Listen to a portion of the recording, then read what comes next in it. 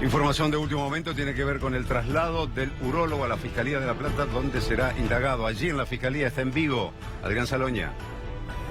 Hola Claudio, buen día. Buen día. Ya nos encontramos aquí en La Plata, donde en minutos van a trasladar al doctor Pablo Colassi, este urólogo acusado de abusar de sus pacientes. En estos momentos se encuentra en una comisaría, el traslado va a ser de un momento a otro y tendrá que declarar ante la fiscal Bettina Lacchi, quien ella en las últimas horas dijo que el sometimiento que hizo este médico con sus pacientes fue gravemente ultrajante, fue el término que utilizó la fiscal, y bajo esta causa está implicado este médico de 44 años, que te cuento, Claudio, se supo cuándo fueron los casos puntualmente. Recordemos que él abusó de un hombre de 51 años, por lo menos con el pretexto de hacerle estudios médicos, lo masturbó. El primer caso fue el 27 de marzo del año 2015 en la clínica de La Ribera, y el segundo caso con el menor fue en su consultorio privado el 9 de noviembre del 2016.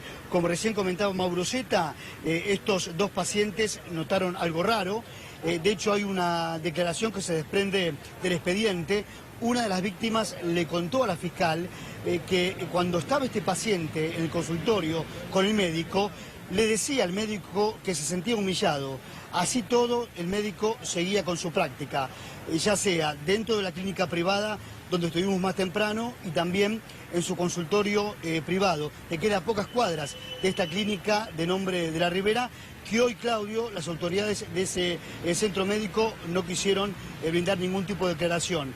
En esa clínica a la que estoy haciendo mención fue donde ayer irrumpió la Policía de Investigaciones de la provincia de Buenos Aires para detenerlo. Él no presentó ninguna resistencia, estaba en su consultorio atendiendo. Entraron los efectivos, los esposaron y se los llevaron. Pasó toda la noche en la comisaría y en minutos llegará aquí para enfrentarse con la fiscal. Claro. Lo que habrá que evaluar, y la investigación lo hará, y lo que está pidiendo la fiscal, nos decía Mauro Zeta hace algunos minutos también, es alguna otra persona, paciente que haya pasado por esta experiencia, si quiere presentarse en la fiscalía como para denunciar esos hechos, y sabido es que tienen que ver con la intimidad de cada uno. Entonces muchas veces por pudor, vergüenza, no lo comentan y lo dejan allí tapados concretamente al hecho, pero sí, poder dar la cara y contarlo ayuda a que otras personas no sigan siendo víctimas, como ya han denunciado este menor de 15 años y un hombre también de 51 años, ¿no? Lo que hoy, Claudio, sí, ha trascendido de la investigación, los allanamientos que se realizaron, le secuestraron una computadora, material pornográfico y fichas médicas. Esto por lo menos lo han secuestrado en la clínica donde trabaja este médico, donde trabajaba hasta ayer, y también en su consultorio privado. Pero por suerte, como decía recién Mauro, que los escuchaba, el menor de 15 años pudo contarle a sus papás lo que había pasado dentro del consultorio, y el hombre de 51 años, que es quien le dice que se sentía humillado mientras estaba así en el consultorio junto a este hombre. Reiteramos, el primer caso fue en marzo del 2015, el segundo caso el 9 de noviembre del 2016. Él ahora tendrá que explicar, los hechos que se le imputan, pero hoy nosotros, estando en la puerta de la clínica de La Ribera, se acercó un señor, es paciente, concurre asiduamente a esa clínica, y él me decía, mira, yo vine porque el viernes tenía turno con un urólogo y quería saber si era ese o era otro. Bueno, ahora vamos a escuchar una nota con este hombre que también nos confirma que su hija era alumna de este hombre, porque no solamente es profesor de la UAI en la ciudad de Buenos Aires, de la Universidad Verde Interamericana, sino también de la Universidad Nacional de La Plata. Compartimos la nota. Y usted, Walter, me comentaba, mi hija lo tiene de profesor en la Universidad de La Plata. Sí, es profesor de ella. Sí. Pues estudia medicina y lo tiene como profesor. ¿Quién le cuenta a usted de este caso? Es mi hija, porque le sale en las redes sociales, le mandan mensaje como que el profesor lo habían detenido. Bueno, me imagino la conmoción de usted, y me decía, yo tengo turno en el urólogo, pero quise averiguar a ver qué médico era. Claro, vine para averiguar qué médico era, porque yo el viernes a las 17 tengo turno y no sabía qué médico era, tengo que ver un urólogo. Y no es otro urólogo que tengo turno el viernes a las 5. ¿Qué piensa Walter del caso? Y no, yo tengo 3 hijas mujeres. yo no sé cómo reaccionaría con un tipo así. Es raro un profesional, un médico que haga esto. Así que no es cosa de el que tiene estudio o no tenga estudio. Acá el que tiene la mente retorcida lo va a hacer, sea pobre, sea rico, tenga estudio o no tenga estudio. Bueno, allí el testimonio, entonces por el momento no hay una palabra oficial de parte de la clínica, es lógico también, digo, de alguna manera están esperando que declare este hombre, y si hay un comunicado va a ser el típico comunicado escueto donde dice que la justicia será la encargada de investigar qué es lo que sucedió, ¿no? Pero digo, la clínica también tiene un profesional trabajando allí que tiene dos denuncias gravísimas. ¿Algún antecedente? Si había alguna denuncia anterior con respecto a este profesional. Estamos ahora en vivo con Solu Ross, que está con el doctor Guillermo Capulla, que es urólogo, quien nos va a explicar concretamente cuáles son los límites y las prácticas que puede hacer un urólogo durante sus consultas o cuando tiene un paciente o tiene que tratar a un paciente. Solu Ross y Guillermo Capulla, sí, buen día para los dos. Hola, muy buenos días. Así es, estamos con el doctor para hablar de los usos y costumbres, ¿no? Las prácticas puntualmente, haciendo hincapié en este caso de La Plata. Muy buenos días, doctor. ¿Qué tal? Muy buenos días. Bueno, ustedes saben que yo soy además especialista en urología. Si bien también estoy diplomado en la divulgación científica, me parece interesante que podamos hablar acerca de la especialidad, la urología. Obviamente, como el ginecólogo, nosotros los urólogos entramos en la intimidad de los pacientes, pero por supuesto que existe un código de ética médica en el cual uno al paciente siempre debe comentarle qué es lo que le va a hacer. Porque la vez pasada un paciente me dijo, fui a un dermatólogo y me hizo desvestir. Es correcto eso. Es correcto ver al paciente en su totalidad. Lo que sucede es cómo uno le dice las cosas al paciente y hay que comunicarle que uno va a desvestir al paciente para poder observarlo. En este caso, urología puntualmente, obviamente nosotros revisamos genitales, inclusive a las personas mayores de 50 años, aquellas personas que son mayores de 50 años y que tengan un síntoma prostático, uno puede hacerle un tacto digital rectal, que significa introducir un dedo dentro del recto, pero por supuesto uno tiene que comentárselo al paciente y el paciente puede o no aceptar esta situación y puede decir, mire, yo no acepto que usted me haga esto, entonces en cuyo caso, bueno, el médico debe hacerlo constar historia clínica, si es digital informatizada o escribirlo y decirle al paciente, bueno, fírmeme usted que no está dispuesto a hacerse el tacto rectal, entonces por lo tanto en este momento dejamos de hacer la consulta. O buscar un método alternativo que permita visualizar, en este caso, algún órgano interno de una forma, de un diagnóstico por imágenes o algún diagnóstico especial con algún tipo de aparato dispositivo especial.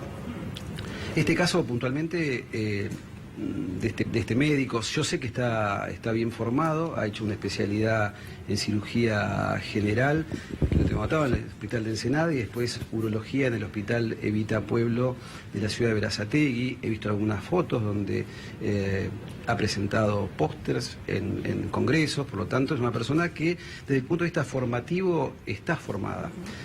Y un tema importante que le quiero comentar a la gente para que tengan muy presente, estamos a través del ministerio, estamos detectando algunas personas que no son médicos y se hacen pasar por médicos, o sea, son los médicos falsos o los médicos truchos, y existen.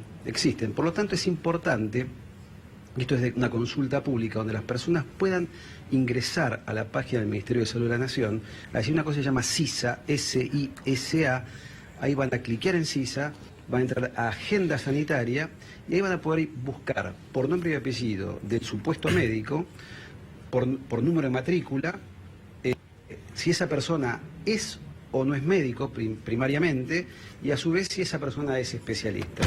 Si usted cliquea en este momento SISA y va a agenda médica y va a Guillermo Capulla, que soy yo, o por número de documento, o bien por matrícula, que matrícula es 65404, puede determinar ahí si efectivamente Guillermo Capulla es médico y si es médico en determinada especialidad.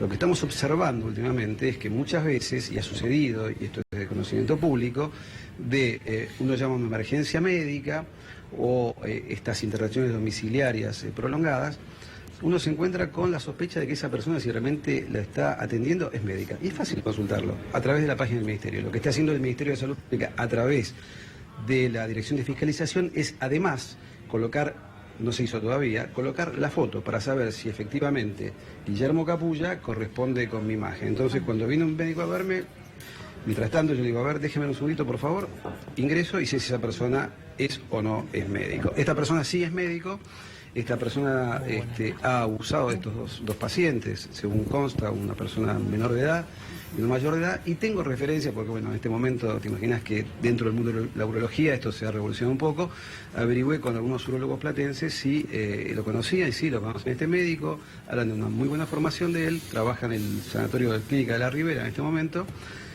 y además me comentaban que había recibido algunos pacientes con algún tipo de sospecha de que no era la forma correcta de revisar a los pacientes. Porque como uno desviste al paciente e ingresa dentro, digamos, de su genitalidad, a vos te debe pasar como mujer, como diciendo al ginecólogo, no es lo mismo avisarle al paciente. La forma, hoy por hoy es muy sutil, una mujer se da cuenta, un hombre se da cuenta cuando la forma de mirar de la persona no es la correcta, o cuando hay un exceso en el examen físico, el examen clínico, y es un hilito muy fino, pero ante una duda eso hay que obviamente denunciarlo. Agostina, Claudio, le vamos a pasar el retorno al doctor, así los escucha, Aguárdenme un segundito. Hola, Guillermo. Hola, Agustina. Buen día. Buen día. Hola, Claudio, ¿cómo estás? Y está toda la mesa Bien, completa acá. ¿cómo andan? Bien. Gracias, gracias. Un placer recibirlos acá en el sanatorio. Es la primera vez que te vemos con guardapolvo Con de ambos, médico, ¿no? Con Sí. ambos de médico ahí, creo. A veces trabaja. Bueno, ahí pueden buscar a ver si No. soy médico. Todos los días estoy acá en el sanatorio. Guillermo, la denuncia es tanto del chico de 15 años a través de sus padres y en la fiscalía y de la persona de 51 años, que este urólogo, en la revisación que hizo de ellos, los masturbó con un pretexto determinado. La pregunta se hace toda la gente, ¿es una práctica, es un método o está totalmente fuera del protocolo y de la ética médica? No hay ninguna condición que indique que haya que masturbar a un paciente. Lo que sí, le decía recién a Sol, que a veces hay casos en los cuales la glándula prostática se inflama, o sea, es una prostatitis, y en ese caso uno puede realizar un masaje prostático para obtener líquido seminal y poder cultivarlo. Pero obviamente, se lo decía también a Sol y se lo decía a ustedes recién, uno tiene que consensuar esto con el paciente, explicar cómo es esa práctica, y como decía, hay un hilo muy fino en todo esto, pero nosotros, nuestra especialidad, a pesar de ser una especialidad donde exponemos la genitalidad tanto de hombres como mujeres, porque los urólogos atendemos hombres, mujeres, niños y niñas, lo hacemos con absoluta seriedad y profesionalismo. Esto, cuando uno excede la situación, cuando uno no le dice al paciente lo que le va a hacer, el paciente inclusive puede o no aceptar esa situación. ¿Ese consentimiento Es muy raro que eso... ese consentimiento, Doc, es verbal o queda por escrito Es en algún verbal. lado? Ah, es verbal. No, ese consentimiento es verbal. Un paciente viene al consultorio, imaginemos una situación, viene un paciente joven, supongamos 40 años, y me dice, doctor, yo me siento cansado, tengo dificultad para orinar, siento cuando orino tengo ardor, siento la zona del periné, que es la zona que digamos que está entre el ano y los testículos, la siento congestionada, la siento caliente, la siento pesada. Uno puede presumir que esa persona podría tener una prostatitis. Uno puede medicalizar o puede hacerle un tacto digital rectal y de esa manera poder, con la sensibilidad que tiene el dedo y la práctica que tenemos nosotros, saber si esa glándula está aumentada de tamaño, si esa forma es normal, si el tamaño es normal, Guillermo, si la dureza es normal y la temperatura es normal. Claro. Sí. ¿Qué pasa, como en el caso de este chico que hizo la denuncia, 15 años, menor de edad? El médico, el profesional, ¿tiene que hablar con los padres del chico y el consentimiento de los padres para hacer el procedimiento, digamos?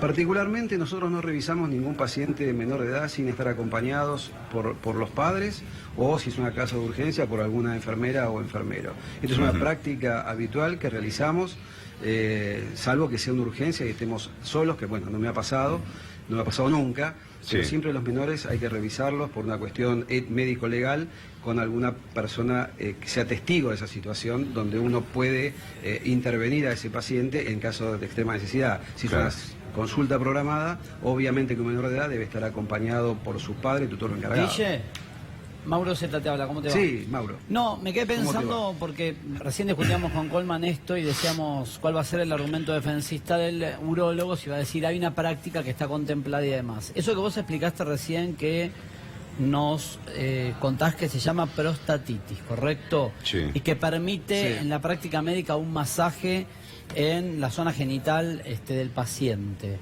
Se usa de forma habitual, se usa de forma excepcional. Te pregunto esto porque la fiscal, antes de mandar a detener, imagínate que verificó que si lo que le estaban contando las víctimas o los denunciantes podía estar contemplado como práctica, y lo descartó.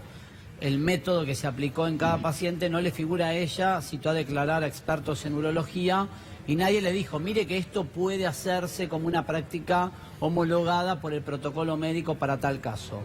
Esto que vos describís, este masaje que vos describís, ¿se usa de forma habitual o es una excepción a la regla?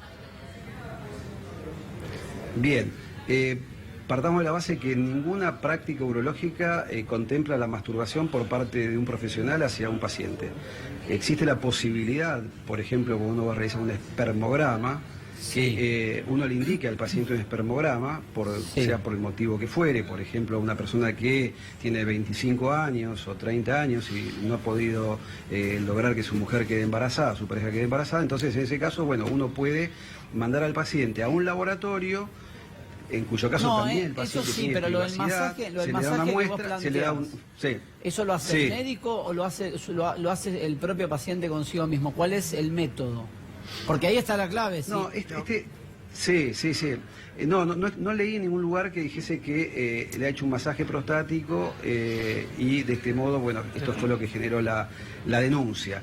Sí. Un masaje prostático se puede hacer para obtener alguna muestra de líquido seminal, porque eso, digamos, la glándula está en contacto directo con el recto, entonces uno con el dedo la escurre. Claro. Pero no es, no es la consulta más frecuente en la urología. Y es distinto a lo que es una masturbación, ¿no? Ahí está la diferencia. Pero no tiene nada que ver una cosa con la otra. Exactamente. No tiene nada que ver una cosa con la otra. La denuncia proviene de solo 2 casos, ojo.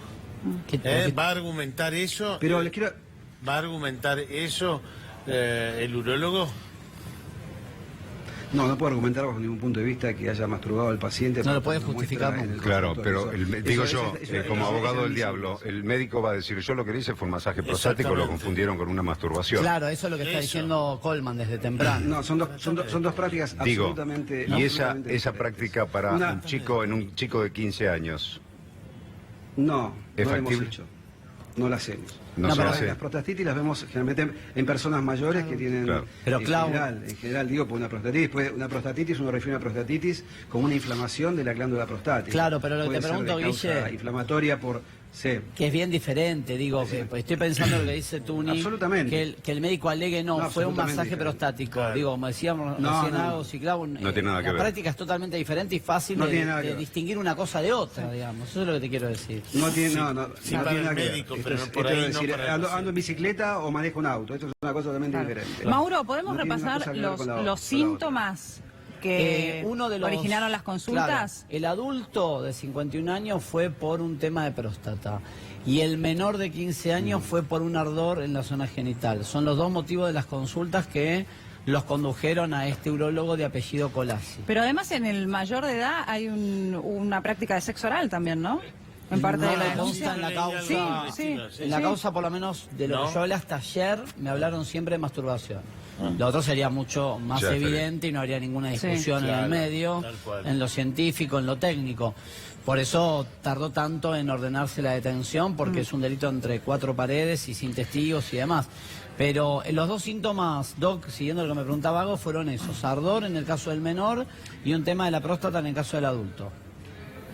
Bien, con respecto al primer diagnóstico, es un diagnóstico muy inespecífico. Ardor genital puede deberse a múltiples causas y distintas zonas del aparato genital. No sé si es ardor al orinar, si es ardor en la zona escrotal, ardor en el pene, o sea, no está especificado eso, así que no puedo determinar. Claro. O sea, es algo muy inespecífico eso. De todos modos, nada justifica esta situación, desde ya, que eso queda clarísimo, y ante una situación semejante o alguna persona que haya pasado por esta situación tan incómoda, debería, por supuesto, hacer la denuncia correspondiente. Vuelvo a repetirle lo que tengo escuchado hoy de algunos urólogos de La Plata que han recibido algunos pacientes con algunas preguntas y en su momento diciendo si era común hacer este tipo de estas prácticas, y obviamente los urólogos prestigiosos que Pero hay en porque La lo Plata, habían vivido en otro lado, se no, supone. que no es habitual esto, que lo habían vivido con este mismo paciente.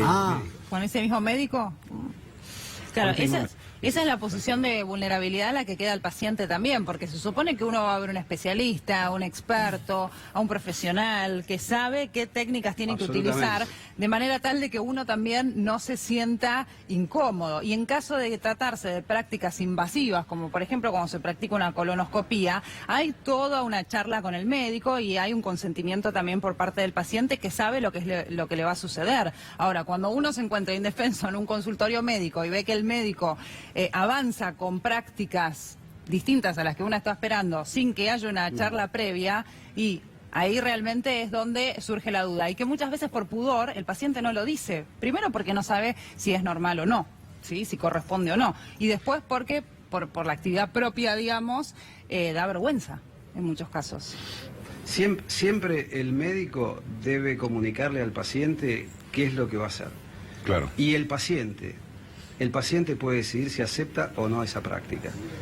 Eso es así, no hay otra posibilidad. Ningún médico puede forzar a un paciente a decirle, usted tiene que hacer esto sí o sí, y eso tiene que hacer acá. Eso no existe. Uno tiene que decirle, señor, bájese los pantalones, yo le voy a hacer una revisión, le voy a hacer un tacto digital rectal, en qué consiste, cuánto dura, le va a doler, no le va a doler, y ahí el paciente puede definir si lo va a hacer o no. Esto es más o menos parecido a lo que pasa con un consultorio de ginecología, donde la mujer también está expuesta genitalmente, está, digamos, a disposición a la visual de un profesional, y obviamente tiene que comunicarle al profesional qué es lo que le va a hacer, para qué le hace ese procedimiento, porque también tengo que justificar para qué le estoy haciendo esto. Sabemos que nosotros a partir de los 50 años, una persona que no ha tenido antecedentes familiares de padre, abuelo, hermano, tío con cáncer de próstata, a partir de 50 años a todos los pacientes una vez por año le hacemos un tacto digital rectal. En la práctica habitual de nuestros conocimientos, en nuestra urología, no hemos tenido problemas jamás con este tipo de situaciones porque somos absolutamente profesionales. Esto pasa cuando hay un desvío de alguna persona que tiene algún trastorno psiquiátrico, y bueno, obviamente está bueno que se pueda denunciar y que esta persona, bueno, se ponga a disposición de la legislación, ¿no? Y por supuesto sometido al Comité de Ética Médica, sociedades científicas, y también a la punibilidad del sistema a través del Ministerio de Salud. De ser condenado pierde, por supuesto, la matrícula, ¿no? Sí, en los juicios es la inhabilitación para ejercer en el cargo el doble de la pena que te aplican en lo penal. Si te dan 10 años, 20 años para no ejercer la gama sí, acá... Yo no soy legista, por supuesto, ni siquiera soy abogado, pero tengo entendido que la causa es abuso sexual gravemente ultrajante. 5 a 20. ¿No, Mauro? Sí. 5 a 20 años de cárcel, dice el Código Penal para ese delito. Sí. Por eso es tan grave. Por eso es lo que estamos hablando, y por eso la fiscal se toma tanto tiempo para ordenar la detención, porque si le errás, le estás arruinando la vida a un tipo. Sí, la carrera, la tenés vida. que tener la precisión y la prueba, ¿no? Como para ordenar una detención. Mucha gente se enoja con los delitos sexuales, dice, si denunciamos, ¿por qué no lo tuvieron el mismo día? Porque cuando son entre 4 paredes y no hay más que la palabra de uno contra el otro, necesitas trabajar, en el caso del menor en camaraje, es el trabajar con documentación para ver si lo que describe el paciente que le pasó es o no ajustado a protocolo, y además lo que la fiscal dice... Hay que ver si en estos 9 meses tampoco no hubo intervenciones telefónicas, y escuchas telefónicas que... No me dicen que haya habido escuchas, pero igual... Igual da la impresión, chicos, me parece que va a argumentar... lo que dice el doc, masaje prostático, la prostatitis. Va a argumentar. Sí, pero es muy diferente, vuelvo a repetir, Tuni, es muy diferente lo que claro, es un masaje Guillermo, prostático, puede ser muy prostatitis, que una masturbación, muy diferente. Claro, una pero cosa es externa y la otra es eso para los médicos, para ustedes que saben, pero si una persona no sabe... Claro, para el paciente puede... El paciente no sabe si... Está el tema del pibe de 15 años, de todas maneras, que... Es lo más grave de todo eso. Y no solo eso, sino que no es una patología que encaje que ni con siquiera un pibe merite, de 15 años. No, al revés, digo yo, claro, no merite la práctica. Sí. Absolutamente.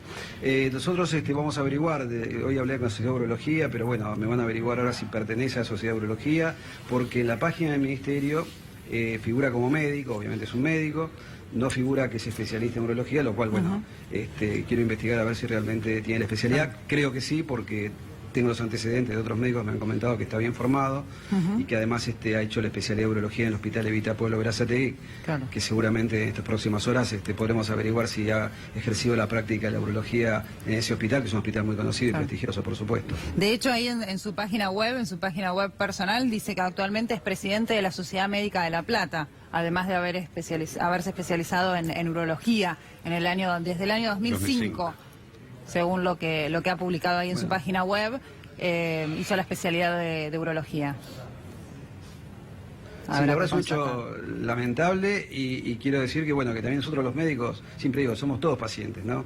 Y estas cosas, si le pasase a mí o le pasase a un familiar mío, obviamente que también lo denunciaría, pero bueno, como bien dice Mauro, esperemos a ver qué pasa con las pericias y toda la situación para determinar si esto ha sido así o no. Pienso también en este periodo de 9 meses, ¿no? En el que estuvo bajo investigación, las denuncias ya existían, fueron 9 meses hasta que lo detuvieron. ¿Qué pasa con los pacientes que han sido atendidos en este plazo? Y paralelamente, ¿qué actitud debiera tomar una institución? Es lo mismo cuando hay un caso de abuso en una escuela. Y la crítica también es por qué no lo detienen, por qué no lo apartan de la escuela, ¿no? En este caso hubo un médico que durante 9 meses, si bien todavía no se ha comprobado nada, la justicia es la que tiene que investigar y demás, pero es un tema muy delicado. ¿Qué hace la clínica si tiene un médico denunciado que todavía no ha sido detenido? Bueno, eso es una cuestión de la clínica, obviamente que sería de buena práctica que ese médico... Sí, pero hay que ver, por ahí la clínica ni sabía que estaba denunciado. Quizás es muy probable, como dice Claudio, la clínica ni se haya enterado que estaba denunciado. Ni el médico estaba enterado que estaba denunciado. La investigación se hizo en secreto como el médico, claro. Para poder llegar a buen puerto y además tomar también los testimonios de pacientes que han sido atendidos por el médico, en el caso de que haya sido un abuso, a ver si le ha pasado esto a otras personas, que seguramente no habrán sido los únicos 2 casos, probablemente haya habido más casos si esto es así, porque la persona no es que tiene un trastorno psiquiátrico temporario, la persona lo tiene permanentemente, así que seguramente si esto es correcto, las denuncias son correctas, seguramente existan otros pacientes que puedan hacer la denuncia. Bueno, Guillermo, te dejamos atender a los pacientes y no se quejan que los médicos siempre lo hacen esperar ahí mucho tiempo Es un clásico, en la sala de espera. No. ¿Cómo los odian con eso? Venite a las 2 de la tarde, son las 3 y estás ahí hojeando revista. No, te voy a decir algo. Particularmente soy muy puntual. Muy bien. Y he trabajado en hospitales públicos donde veíamos 30 40 pacientes por día y la verdad que me volvía loco hacer esperar a la gente porque a mí me molesta esperar también y me pongo siempre en los zapatos de la otra persona y esperar, como se dice el vulgar adagio, el que espera desespera, y yo considero que es una falta de respeto hacer esperar mucho tiempo a los pacientes. Los pacientes tienen que ser atendidos rápidamente. Lo que sucede muchas veces, y esto es verdad, Mauro, aquellas personas que tienen un paciente más complejo, no todos los pacientes iguales, tienen que dedicarle tiempo a un paciente, a verlo bien, estudiarlo, y si el caso amerita que uno se demore más tiempo, bueno, bien vale la pena demorarse 15, 20 minutos, media hora, 1 hora, sobre todo en el caso quirúrgico, ¿no? Desde ya. Yo me he ido de consultorio. Bueno, ahí me he justificado. Yo me he ido de consultorio. ¿Porque te hicieron esperar? Por la tensa espera. No es tensa calma, tensa espera. Esto es una vergüenza. Esto es una vergüenza. Hace 1 hora que estoy acá. Y en realidad hay que entender que necesita tiempo para atender a los pacientes. Pero uno termina diciendo, bueno, me voy. Me voy. Tuve la intención, al menos. Llegué hasta acá, estoy hace 2 horas. Viste que decís, espero 10 más. Si en 10 más no hay novedades, bueno, me voy. Bueno, espero otros 10 más, porque total ya vine hasta acá, perdí 40 minutos y demás, y te terminás quedando. Pero ahí donde trabaja el doc te atienden al toque, rápido y eficaz. Guillermo, ¿la urología es una especialidad exclusivamente o casi exclusivamente de hombres? ¿O en su gran mayoría? Buena pregunta. No, es decir, la gran mayoría somos hombres, pero hay urólogas mujeres. Es una especialidad reconocida por el Ministerio, es una especialidad quirúrgica. Cuando se dice, sos urólogo, ¿pero vos operás? Sí, los urólogos somos cirujanos. Los urólogos operamos pacientes. Es distinto el urólogo del nefrólogo. El nefrólogo es el que estudia el riñón y la parte clínica del riñón, por así decirlo. Los urólogos atendemos mujeres. ¿Por qué? Porque las mujeres tienen riñones, tienen aparato genital femenino que tiene también parte urinaria. Y nosotros trabajamos mucho en incontinencia urinaria de mujer. Hay cosas que compartimos con los ginecólogos y también síntomas vesicales que muchas veces las mujeres tienen a determinada edad y también durante la menopausia. También chiquitos que nacen con malformaciones, tanto mujeres como hombres, yo hacía urología infantil, mujeres como hombres, y dice, ¿pero hay mucha patología? Sí, muchísima patología. Si uno va al hospital de niños ahora, o va al Garrahan ahora, o va a Casa Cuna, seguramente encontrará fila de pacientes y también una lista quirúrgica bastante amplia, con una demora importante para operar pacientes pediátricos, porque hay muchas malformaciones genitales, tanto masculinas, menos femeninas, pero también hay intersexos, donde no hay blancos y negros, sino que hay situaciones grises, donde el urólogo es el que interviene y modifica la genitalidad de esa persona, que obviamente tiene una implicancia enorme en la vida de la persona. Imagínate vos que operamos chiquitos y a través de ese año de vida, o los 2 años de vida, o los 3 años, le vamos a modificar su vida sexual para siempre. Por eso es muy importante trabajar en equipos interdisciplinarios dentro de la especialidad. Es una especialidad hermosa. Gracias, Guillermo. Hasta cualquier momento. Muchísimas gracias a todos. Muy buenos días, muy amables. Gracias.